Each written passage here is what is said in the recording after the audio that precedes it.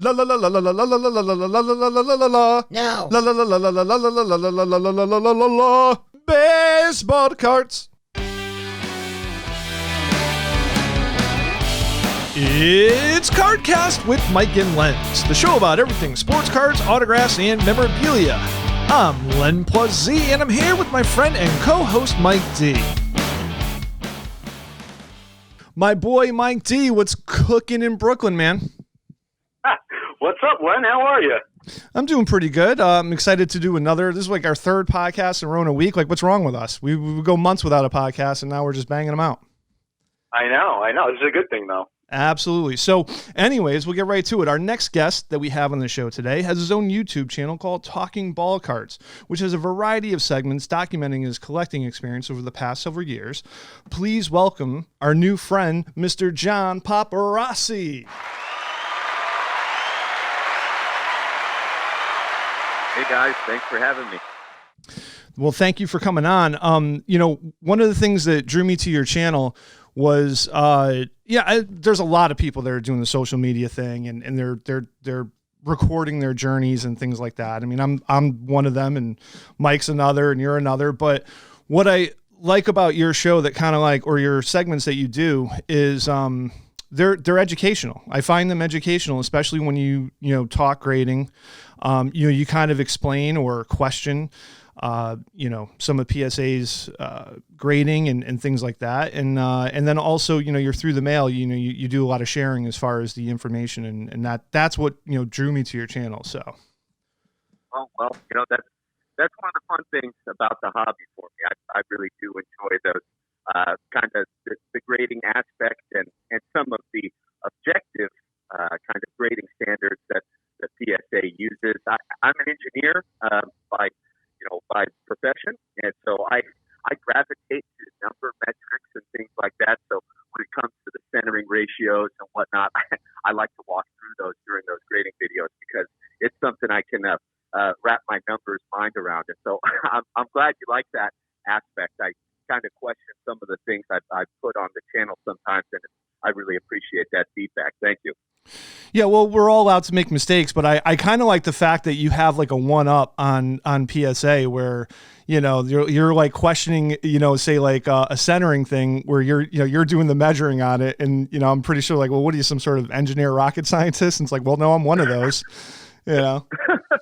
Yeah, that's been a fun thing that I've really enjoyed. So one of the things I like to do is I'll hunt around at whether it's card shows or on eBay primarily, and I'll look for cards where PSA has assigned some sort of designation, whether it's OC for off center or MC for miscut. I like to look for those things and try to actually identify those errors that PSA does make from time to time. And when that happens, I'll send those cards in to PSA and have them re-review the grade for that card. And when I do that, typically I'll actually add notes that say, hey, look, I measured this card and the centering ratio is in fact 65-35, which is within the tolerance for a PSA 7.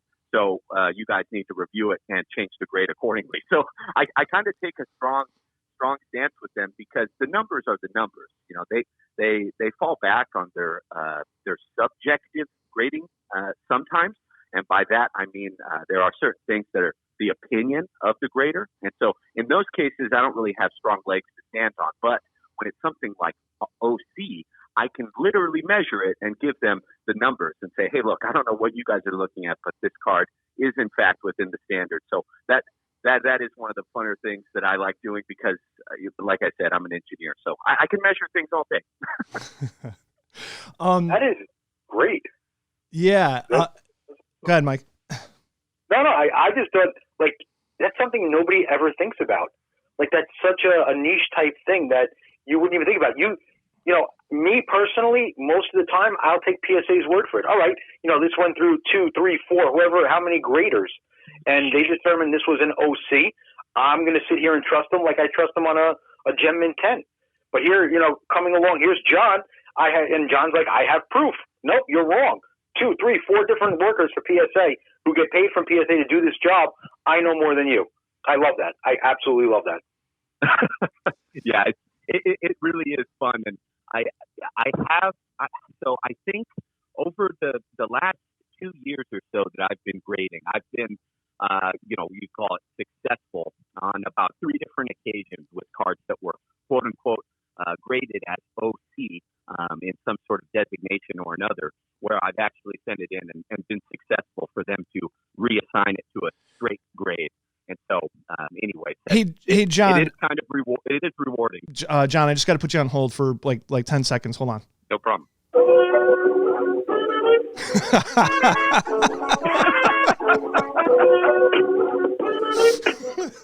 Oh man! So I bet you can't. I bet you can't get enough of that, huh? Oh man, that's the classic PSA hold music. Okay, I could live without it. That'd be nice. I told you, man. I got it. I stole it. I ripped it, and I'm actually working on some laying down some lyrics over that. And last night I had a couple of beers, and I really wanted to kind of channel like why everybody was calling in. So I'm just going to release this little segment, and then next time when the song is complete, we'll just all jump on and we'll listen to it together. So hold on one sec. Where's my cards? I'm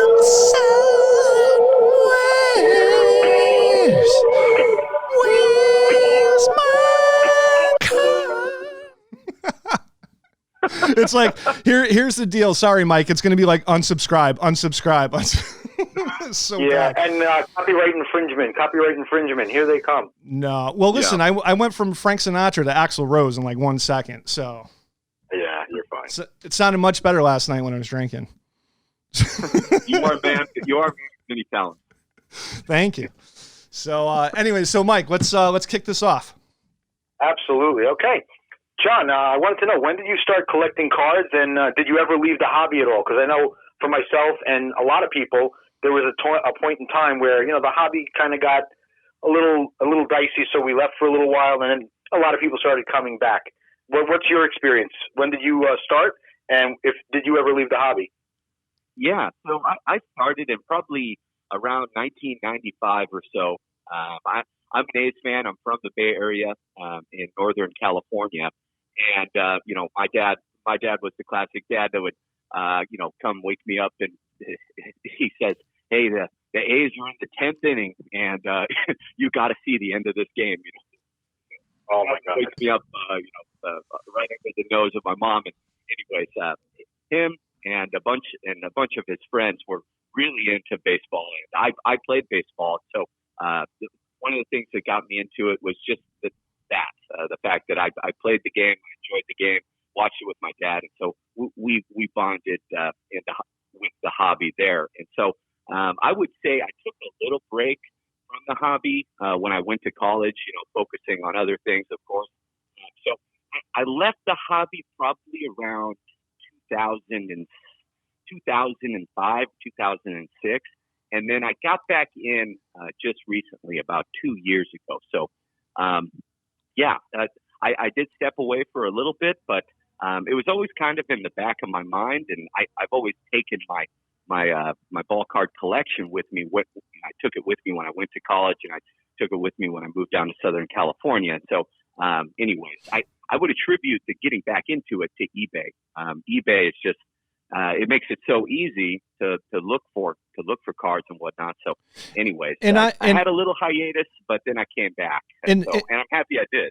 And out of your collection that you've been hauling around with you, what were some of your favorite cards as a kid that like kind of, because you said something about 90, starting in 95, and you were kind of like right on the cusp of like the insert boom, which was going to get really, really good from like 96 to 2002. What were the things that you would chase after?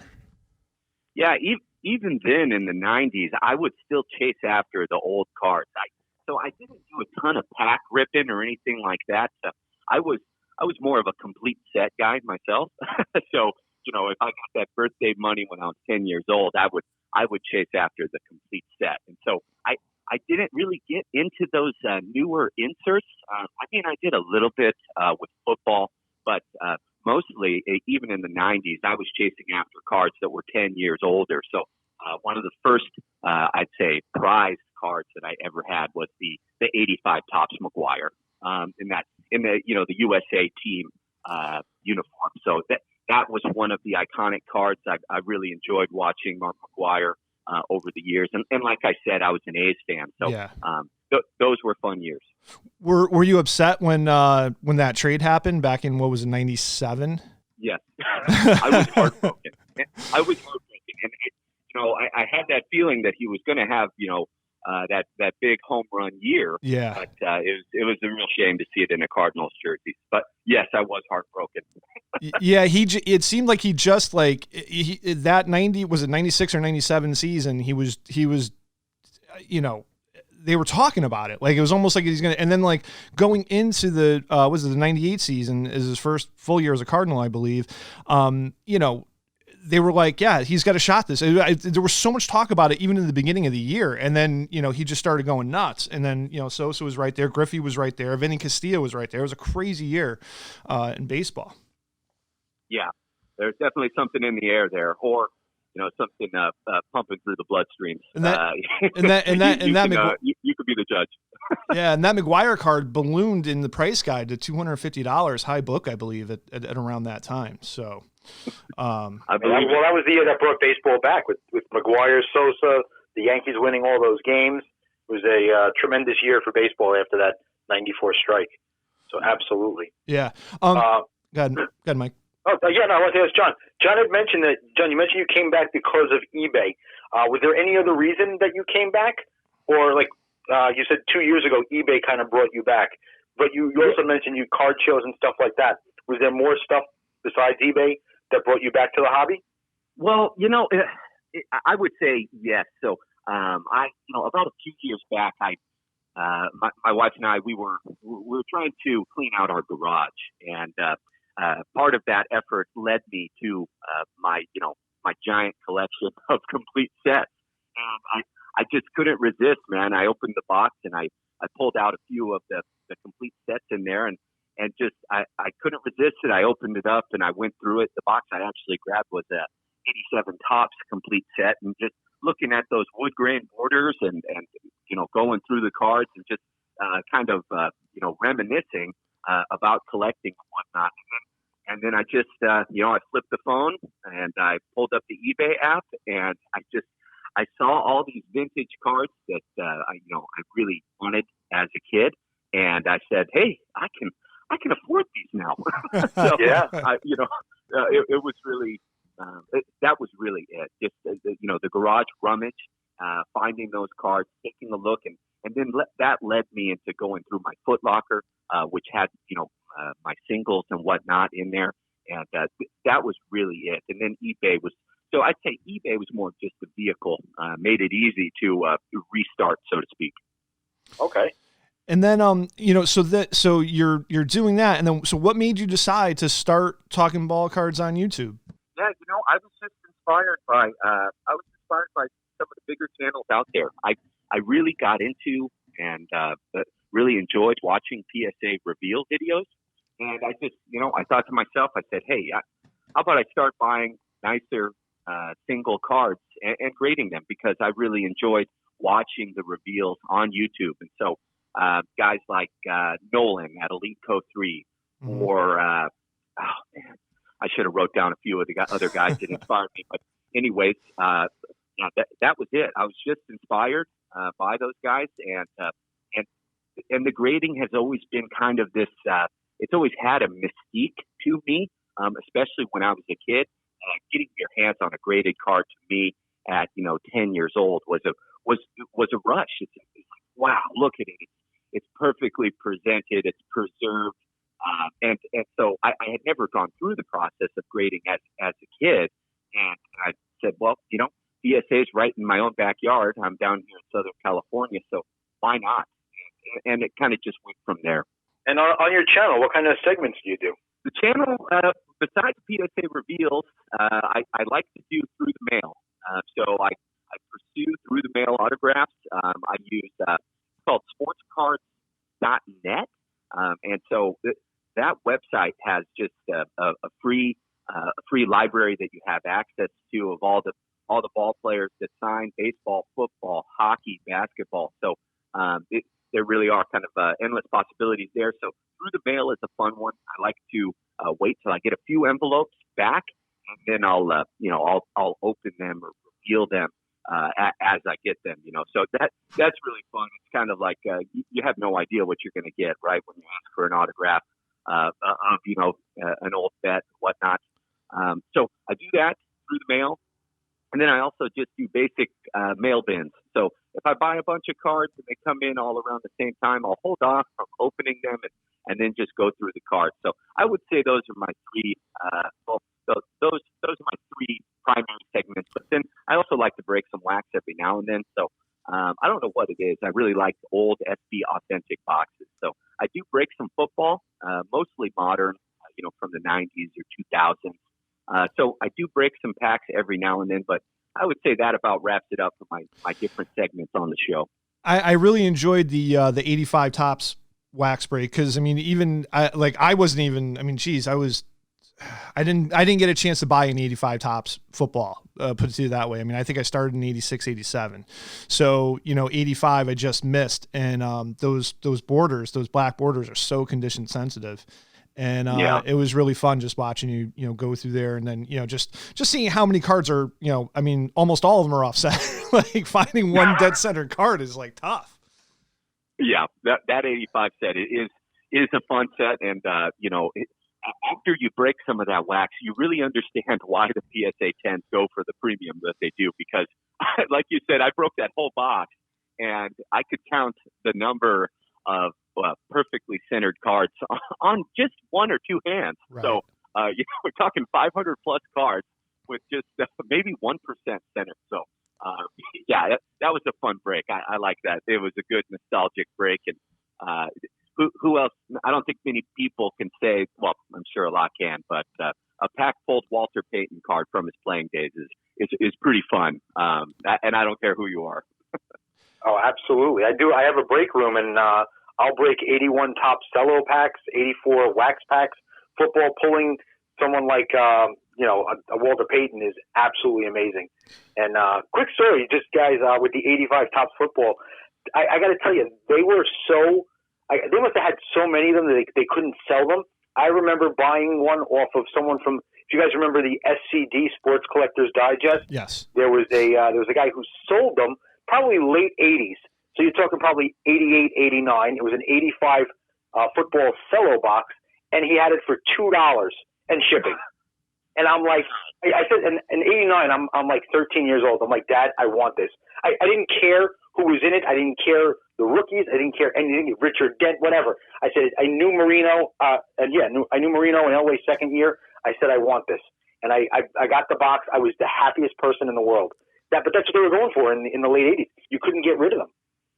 So now it's crazy. But back then, there was a time where you could get them for next to nothing.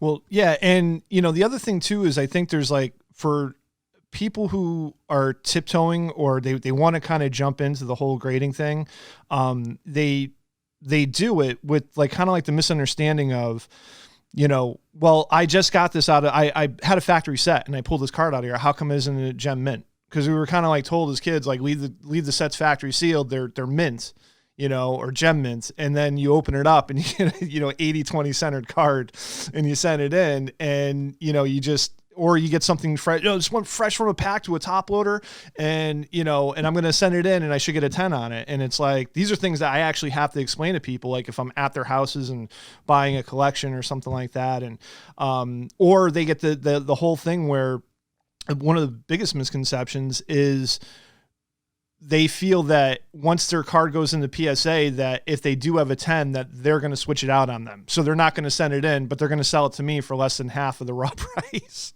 of what it's going for. So, oh man, another funny thing, I've actually opened some 89. Most of the Donruss, if you remember the factory sets, were sealed, where they're packs of I think 50 or so, and they're sealed, but they're sealed tight. So you would get 660. Let's say there's 12 or 13 or 14 of these little packs that make up the whole factory set. So I'm like, oh my God, 89 diamers. I have all these Griffies. Let me start opening them up. Every factory sealed card is like just a little bit bent because of the way they're wrapped so tight in those packs that you're never going to get a PSA 10 out of a factory set. I've opened numerous Donruss factory sets, and I can't imagine anybody could get a 10 out of that. That's another reason why 10s are so, popular. You probably have to get them out of a pack. Right. Yeah. So now, John, what when you're out to shows or you're on eBay and you're looking, you were kind of trying to find that little thing where there's OC order, but what features do you look at? Like let's say I don't grade anything, right? What features do you look at a card to kind of say, well, I want to get that and I want to send that in because I think it's got a shot at a high grade. What do you look for? Yeah. So, I think everyone, talks about this, but my main strategy is, and I hate to be cliche, but it's buy the card. So I really do like looking for cards that appear to be undergraded. And, if you ask anyone who grades cards with PSA or SGC, I think they'll say that, oh, yeah, a majority of my cards are undergraded. And I think as you build experience, and one thing I really like doing is I feel that I have a pretty good idea of what a 2 should look like, what a 3 should look like, what a 4 should look like, whatever your grading service is. And I should specify, I'm talking about vintage. That's primarily what I buy. I do buy some newer stuff, but anyways, I digress. When it comes to looking for cards, I really do enjoy buying graded cards that to me appear undergraded.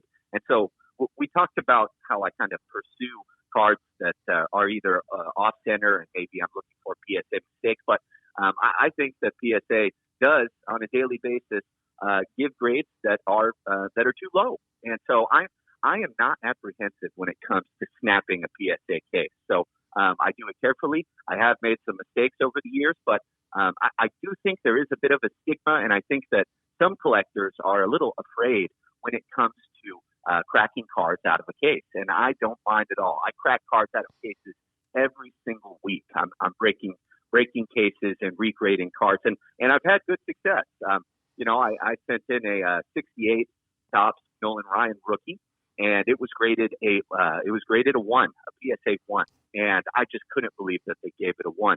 The eye appeal was way too nice. It was way too nice.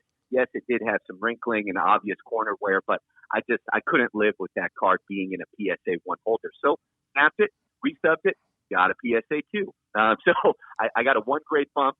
Which, when you're down that low, the difference between a PSA 1 and a PSA 2 on a Ryan rookie is a couple $100. And I'm not afraid of snapping cases. And so I really do, when I'm at shows, I look for cards that I think deserve a higher grade. And, when I get home, I'll take a close look. And if I think it's justified, I'll snap it and resubmit it to PSA. So I'd say that's my primary strategy. Look at the card and see if the grade assigned makes sense. The other thing is that goes the opposite direction as well. I've seen cards that are graded a 5, and you look at it and you go, wow, there's no way that's a 5 if it were cracked and resubmitted today. And I say today because PSA's standards have changed over the years, and you have to be cognizant of that. So I'll buy really strong 5s, but I will not buy a weak 5. So I hope I answered the question there. Yeah, absolutely. Do you have any orders into the grading companies right now, whether it's PSA or any other grading company? Yeah, right now I have about 3 or 4 orders into PSA. I feel everyone does. I did grade with SGC for a little bit last year, but man, oh man, are they critical when it comes to centering. I appreciate a well-centered card, but SGC and I we're kind of taking a break right now. But PSA, yeah, I submitted a bulk vintage order. I think it's about 80 cards or so. So I sent that in to PSA, and then I also took advantage of one of their quarterly specials. So for all the tough. PSA gets a lot of criticism, and for all those criticisms, which mostly I think are deserved as far as criticism goes, I really am inspired on a quarterly basis by their specials. I like to take advantage of the specials and the prices they have. So they just had one called Gridiron Grapes, and that was for football only from 1972 up to 1989. So I had a blast going through. I had a complete 1989 score football set. Went through that, and man, it was fun just pulling out the Aikman rookie, pulling out the Sanders rookie, and saying, hey, I think this has a chance at a 9. And so I do have a couple football cards as well as some vintage there at PSA right now. Yeah, Jesus, man, I'm about to send in another 3 or so orders, but right now we're like 16 orders backed up. So, wow, now, yeah. Some of the orders I have are like it's like one card because it's oversized and it's autographed or something like that. But we got some bulk orders going on where Mike and I will submit together, or I have two other friends that will do it. But me personally, I think I have like over 400 to 500 cards sitting there right now. So and it's whatever, it's the slow boat, but they'll come around and they'll make for some fun open and reveals. On our channel. But now you jumped in the hobby a couple years back. What are your thoughts on like what has happened in the past couple years as far as, talk about if you bought in 2018, 2019 and whatever you bought, probably went up exponentially in the past 6 months. No? Yeah. Oh yeah. It's been incredible, this boom to the hobby. And, yes, that means there's more people in the market. And so obviously the prices have gone up, but I think it's a good thing. It's incredible to go to shows and actually see kids, seeing kids interested in the hobby. When I was going to shows, when I just got back in 2018, it was just me and, to be frank with you guys, just the old dudes. Yeah. It was me, and I forced my wife to come along with me, and bad kind move. of well, you'd be surprised. Right. Surprised.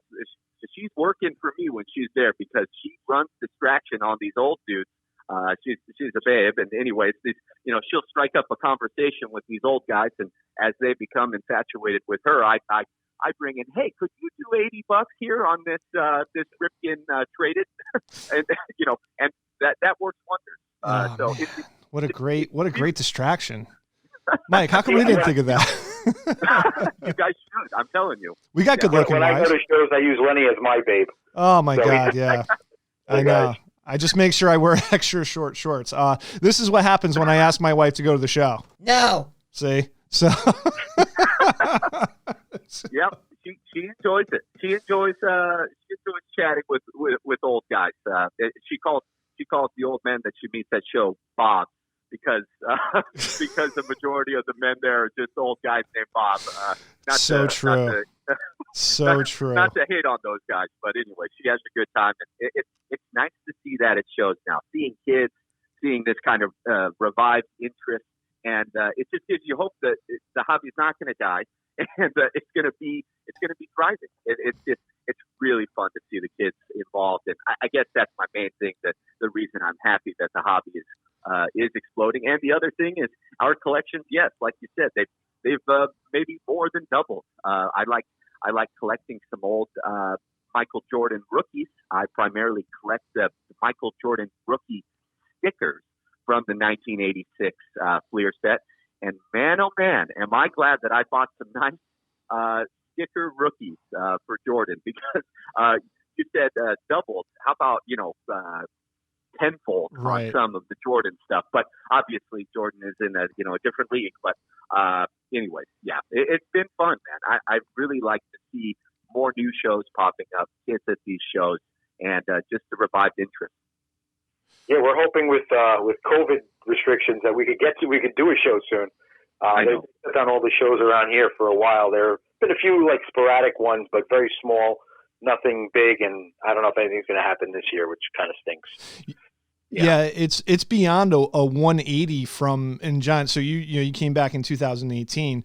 I never left the hobby. I've been in it the whole time. I been paying my taxes on, buying and selling, since 2008, and have been involved in just about every aspect of, buying, selling, collecting, and, whatever, minus maybe working corporate for, a company like PSA or Beckett or SGC, JSA.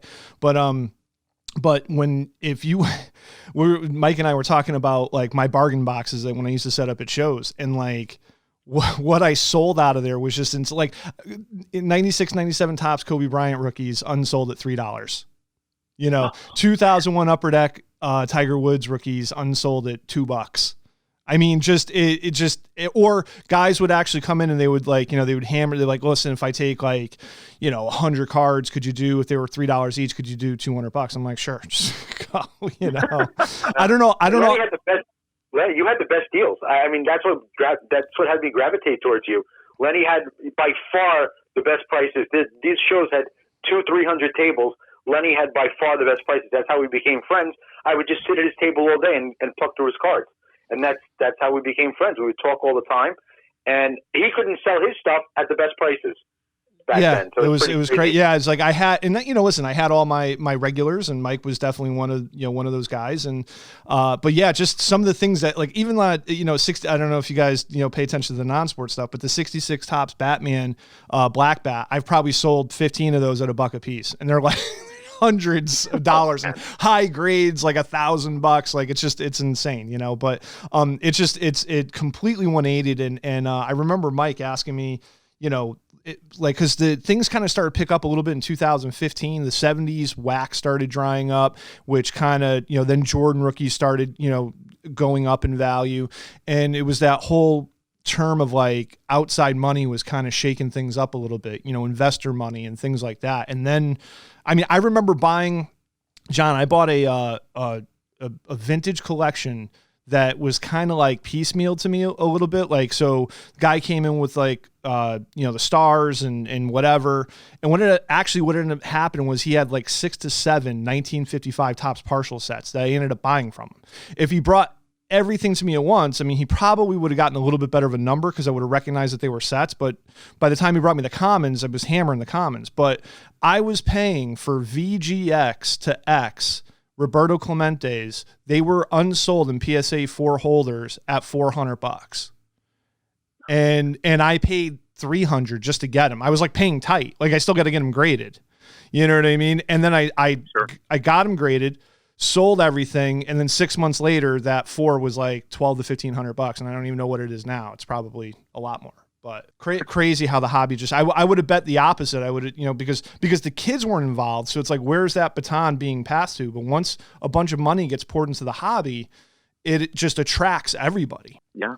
So it's been great, and I don't know a whole bunch about non-sports cards, but I do know a little bit about Pokemon, and so a couple of my buddies who I forced to subscribe to my YouTube channel actually reached out to me, and they said, "Hey, are Pokemon cards doing a similar kind of boom right now?" And I said, "Yeah, they are." And so I did a little research for a couple of my buddies based on some of the cards they have. I got a first edition Charizard, and I said, "Do you really? Because if you do, that that getting towards that down payment on that new place you're looking for might be a little easier." Right. And so so all my buddies, I've kind of instilled this renewed interest in them, and they're going through their old stuff and they're finding cards and reaching out to me. And so, anyways, it's a bit contagious, and I think everyone can relate to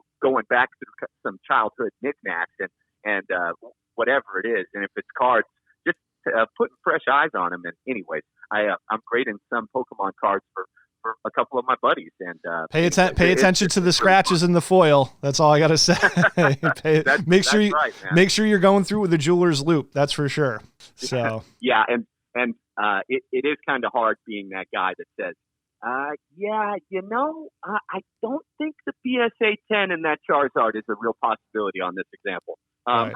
That's pretty tough news to give. Yeah. Yeah. I think at this point, you just send it in. So yeah. John, you had mentioned before you did some through the mail stuff. How long have you been doing that? And anything like super amazing come out of it? Well, yeah. So, kind of a morbid aspect of the through the mail component is the fact that these old greats, they pass away, and I really feel lucky, guys. I sent 2 playing days Al Kaline cards, and the reason this is fresh in my mind is because I just listened to your guys' tribute podcast you recorded for Al Kaline. Oh, thank you. Where you talked about some of his stats. And so I sent him a 1958 Topps and a 1968 Topps K-Line card, just the base card. And I received them back in the mail 2 days after he passed. So wow. I think there's a chance that I am in possession of perhaps 2 of the last items that Al signed. And so those really stick out in my mind as having increased value to just think that a great like that may have signed and in his dying days took the time to sign a couple of my ball cards and send them back to me. Man, that one was almost a tearjerker, Yeah. And so I would say that's a real highlight there. Yeah. That is a highlight. How did they look? Were they typical of his autograph? Yeah, they look great. That guy's hand, man, I don't know how he did it. His hand was pretty consistent, even in the later years. They look real good. When he was throwing one of them back into my card saver, he definitely nicked one of the corners. But the fact that he did that, did it right. That's totally fine. He did it right. He did it. Right. You got it. He did that. So they look great, man, and those are never sell. As they say, coffin cards. Well, even some of the guys that you recently got, like I didn't know Bobby Morgan was still around, but you got that 53 Topps on the Brooklyn Dodgers. I mean, that's gorgeous stuff. You throw that signature on there. I know. I really thank those old timers for doing that. Yeah, there's a couple that are out there. Bobby Morgan and also Bobby Brown. I think he's still signing, pushing 100. So it's incredible that these guys will take the time to do that. Now, I noticed that you're going to go a little off cue here. I noticed just in your last one of your last episodes on your show, on your channel, you looks like you're diversifying and going into some Hall of Fame signed postcards like the Perez Steels and things like that, which I think is a great call. I think those have always been undervalued. I think the artwork is great on that stuff. Is that because it's a little bit tougher to buy stuff that you like now, or you just kind of saw it and you said, I'm going to go for this? Yeah, I've seen them before, those Perez Steel cards, postcards. I've seen them before, but I can't believe I'm giving them this much credit. PSA is running a quarterly special, and it's called Encap the Plaques. And they are running a special for Perez Steel postcards as well as Hall of Fame Cooperstown postcards. Mm-hmm. And they're authenticating the autos and encapsulating them. And so I guess I'm a sucker for these quarterly specials, because when I saw the special, I perused through on eBay and I couldn't believe how cheap these signed Perez Steel postcards go for. I mean, I bought an Ernie Banks signed Perez Steel postcard for $29. Right. And I'm looking at these Hank Aaron for $89. I mean, I'm looking at these and I'm saying it's like they're worth less somehow because they're on these postcards, and I just couldn't believe it. And that was really it. I'll give the explanation for that. That is because people that typically because look, collectors are particular, right? So if a card or an autograph goes oversized and it doesn't fit into their 2-row box, it just doesn't get the respect. Whereas I'm actually expanding my oversized autographs. I have some Perez signed Perez Steels coming back soon. I have some oversized Mantle stuff that's coming back, and it just I'm at the point where I'm the bigger the better now. I want to see these big holders. You know what I mean? Sure. So we obviously we're hobby enthusiasts. We love, getting stuff back from PSA when we get it back. Any major disappointments sending stuff in or returns that you'd like to share? With the exception, I mean, you went over the Nolan Ryan, and that was a good bump. But I mean, 1961 Topps Clemente. yeah, you really nailed it, man. That was a real heartbreaker. So I actually bought a 1961 Topps Clemente PSA 8 with the OC qualifier, and so it was an 8 that was listed as off center. I believe it was an older PSA slab, so it had been kicking around in someone's collection for a while. And I looked at it on eBay and I said, "There's no way that's off center for an 8."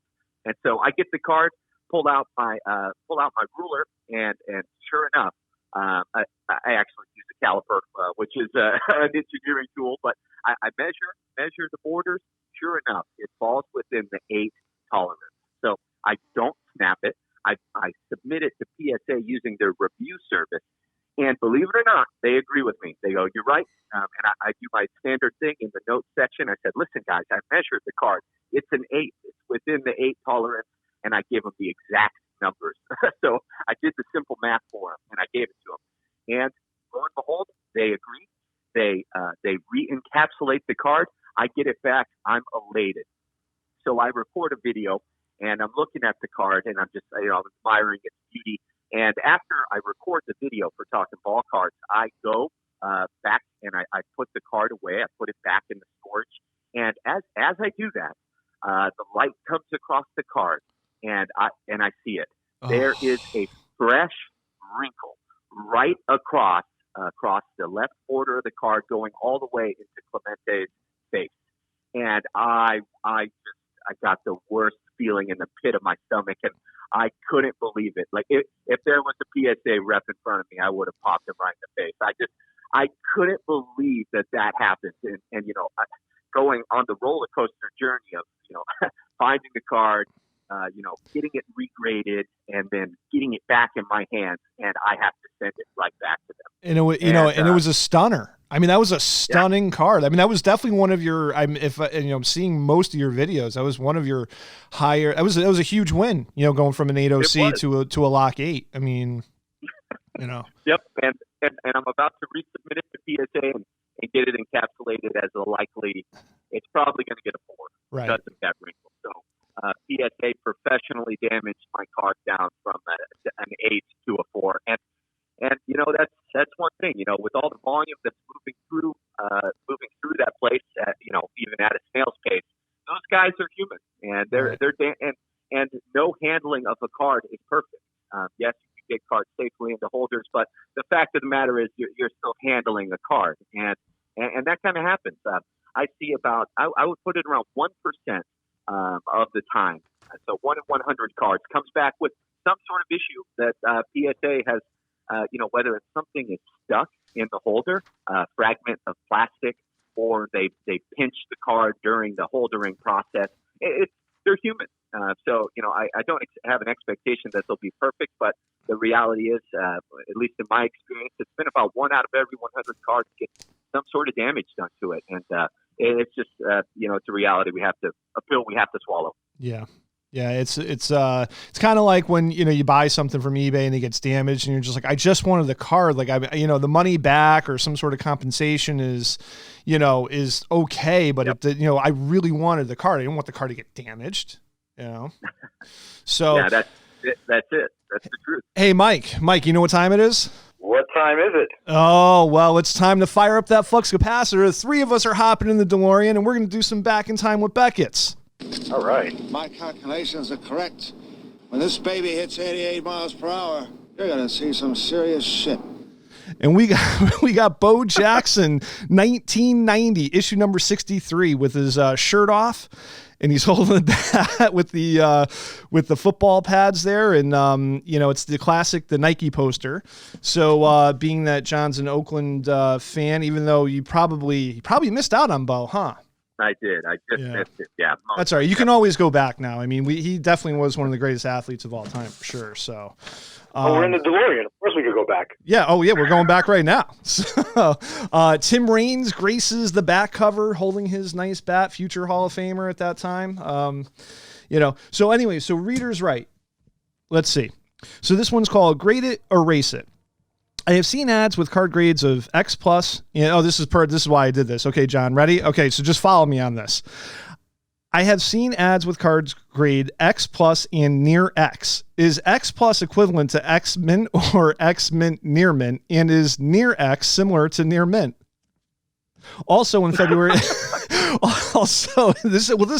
was we got to go back and put ourselves in the 1990 frame of mind. I mean, PSA was just starting out grading, their trimmed Hudness Wagner card. So for Wayne Gretzky, so what they said was we would say X plus is better than X but worse than X mint, and near X is better than VG but worse than X. Yeah. That's a real tongue twister there, and someone rightfully so, a little confused by all the nomenclature. Yeah, I mean, I would joke around at the shows and things that were notably or looked like VGX, I would call them X minus. I'm like, come on, you don't buy my X minus cards, like, like let's go. This article here is it's an error docs. Why do dealers and publications such as yours encourage card manufacturers to produce mistakes? In any other business or country, companies would be driven out of the business with such poor quality. Collectors should give an award to the set each year with the fewest errors. And their response to that was, we don't encourage the card companies to make errors. If they're intentionally producing them, as many readers suspect, they do so because they perceive the overall sales will increase. If collectors as a whole would lose interest in new error cards or just refuse to pay high prices for them, that strategy would intentionally or unintentionally would fail. And I think right around that time, and I like the rest of the readers right is really all about error cards because people were like, what the hell is going on with the $90 set? That Mike, you remember that? Like when that set came out? I mean, you don't have to tell me. I collected all of them. All the All-Star cards and the Harold Baines with 15 different errors. I remember that. Well, the industry like went on fire when the Billy Ripken F-Face error came out in 89 and also the 89 Upper Deck Dale Murphy. Those cards sold for, I mean, people were driven to buy those packs to try to pull those cards. I'm actually looking at both of those right now. I love those cards. I'm a huge error collector, so to have those in my collection are awesome. So John, what we do is I also go through the magazine and see if there's any shows that have autograph guests. So in 1990 in Cincinnati there was a 3-day show where you could have gotten Whitey Ford for $8. You could have gotten, and also at the same show, Willie Stargell was $5.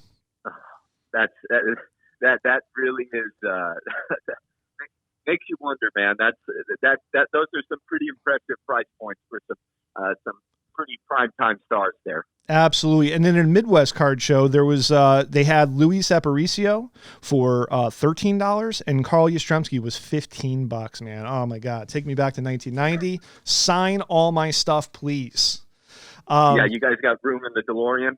I know. Well, I'm bringing a lot of the cars. It comes with a U-Haul trailer that we're renting for $30 for the day. So, okay. Let's load up. Well, the mileage is going to kill us on that U-Haul trailer. Yeah, you're right. Yeah, we're going to get charged year's interest on that. So in the price guide, so in 1990, 49 Bowman Jackie Robinson rookie in high grade, $625. Oh, Satchel Paige 49. Okay. Satchel Paige 49 Bowman $1,200. I mean, you can't even get a 1 for $625 now. The most destroyed Jackie Robinson, you're paying more than that. It just goes to show you how much stuff has matured. 51 Bowman Mantle, $5,000. And this is the high side of Beckett. So it's we'll call the cards near mint, whatever, or near mint X plus whatever they were talking about before in the other article. 51 Bowman Mays $1,800. The 52 Topps Mantle high book in the guide was $7,000. The 52 Topps Mays was $1,100. 53 Topps Mantle was $1,800. The 55 Clemente, if you want a really nice sharp Clemente, and a lot of those were notorious for being off-centered, pretty much left to right, $1,000. There you go. Koufax was $800. And what kind of interested me was, so when Nolan Ryan was chasing the records, like, picking up his 7th no-hitter, the 5,000 Ks and things like that, his 68 tops with Jerry Kuzman actually went to high book at one point at 2,500. And I got to go back and look, but in this particular guide, he wasn't there just yet. And the card only booked $1,000. So I thought that was pretty interesting. And then for you 70s, 80s guys, Henderson rookie was up arrows 85. Robin Yount actually booked more than George Brett by $25. So it was 125, 100. The 89 Upper Deck Griffey. So this is 1990. The 89 Upper Deck Griffey up arrows to $13.50. Also with up arrows was 87 Flair Ruben Sierra, $12 for Ruben Sierra. I know, it's crazy. So, anyways, that wraps up. We're going to have to jump back and head back, guys. So that wraps up Back in Time with Beckett's. And so, John, listen, we just really want to thank you for coming on the show. Yeah, no, thank you so much. I really, really appreciate your time and wonderful, wonderful information. Thank you so much. My pleasure, guys. Thank you for having me. I had a blast. This has really been fun. We should do it again. Yeah, and we'll definitely have you back on again as a repeat offender, and we're gonna put the Talking Ball Cards link down below. And again, I really, really encourage you to go back and look at some of his older videos. Again, just talking about the grades, you're gonna pick up some knowledge. You might save yourself from making a mistake here or there, but I guarantee you're gonna be smarter after you watch some of his videos. So, John, thank you very much, and we are out of here. A sincere thank you to all the listeners out there. If you like the show, please like, share, and comment below, subscribe, and hit that notification bell so you will be notified when all of our new shows are uploaded. Click on the links below to join Mike and Lynn's Facebook page loaded with sports memorabilia content. Visit Mike's opening day break room to see tons of new products opened up daily that you can participate in. And lastly, visit our eBay store, CardKast, to look for the newest auctions of sports cards and memorabilia uploaded weekly. And we're out.